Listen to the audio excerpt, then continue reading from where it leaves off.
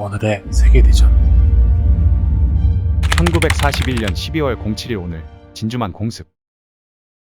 1941년 태평양을 사이에 두고 미국과 일본 사이에 긴장감이 고조되고 있었습니다. 미국 정부는 이전부터 일본이 만주와 중국을 침략한 것에 대해 제동을 걸던 상황이었습니다.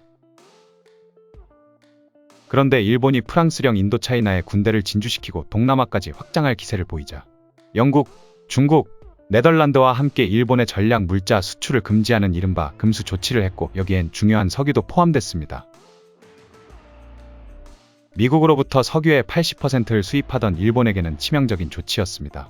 그러나 일본 군부로서는 미국이 조건으로 내건 중국에서의 철수는 도저히 받아들일 수 없었습니다. 석유 비축량이 줄어들자 일본 군부는 미국과의 전쟁이 불가피하다고 판단하여 기습적으로 하와이에 미태평양 함대를 무력화시킵니다.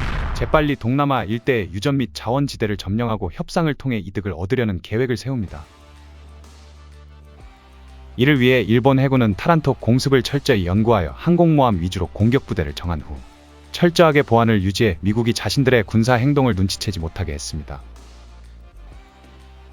1941년 11월 22일 기동부대 지휘관인 나구모 주이치 중장은 전 승조원에게 자신들의 공격 목표가 진주만이라고 밝힙니다. 12월 2일에는 이타카 산에 올라라 라는 작전 개시 암호가 전달되면서 진주만 공습의 서막이 올랐습니다.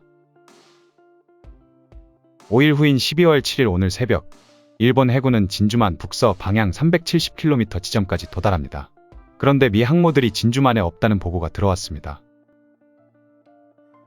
그러나 나구모 입장에서 미 항모의 위치까지 추가로 파악할 여유가 없었기에 오전 6시에 함재기 184대로 이뤄진 1차 공격대를 발진시킵니다. 7시 49분 1차 공격대가 진주만에 도착해 미 태평양 함대를 공격함으로써 기습에 성공합니다. 당시 진주만 시각으로 일요일 오전에 이뤄진 기습이었기에 일부 미군은 단순 훈련으로 착각할 만큼 기습은 성공적이었습니다. 일본군은 진주만의 얕은 수심에서도 어뢰가 정상 작동하도록 개조해놨기 때문에 가만히 정박 중이던 미 군함들은 공격을 그대로 얻어맞아야만 했습니다. 특히 전함 USS 애리조나는 탄약고 유폭으로 대폭발이 발생, 무려 1,000명이 넘는 전사자를 냅니다. 8시 40분에는 2차 공격대가 도착해 공습을 이어갔지만 이미 미군도 반격 준비를 하고 있었기에 1차 공격대만큼의 성과는 거두지 못했습니다. 나구모 중장이 부하들의 반대에도 불구하고 3차 공격을 포기하고 철수하면서 진주만 공습은 종료됐습니다. 일본군은 29대의 함재기를 잃고 64명이 전사한 반면 미군은 전함 4척이 격침되고 전사자만 2,334명에 달했습니다. 분명 일본군의 대승리였으나 해군 수뇌부에서는 3차 공격을 하지 않아 유류고가 무사하고 미 항모들이 여전히 건재한 점 때문에 만족하지 못했습니다.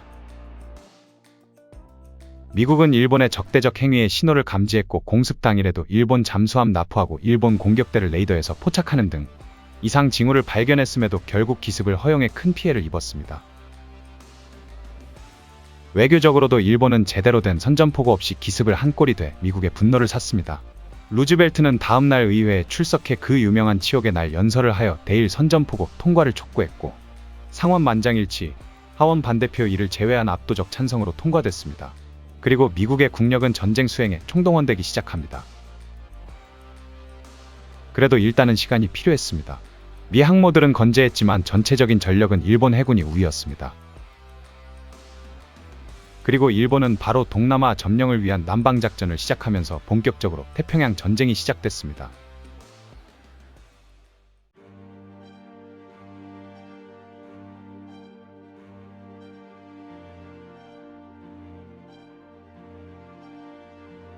(1941년 12월 07일) 오늘의 세계대전 진주만 공습이었습니다.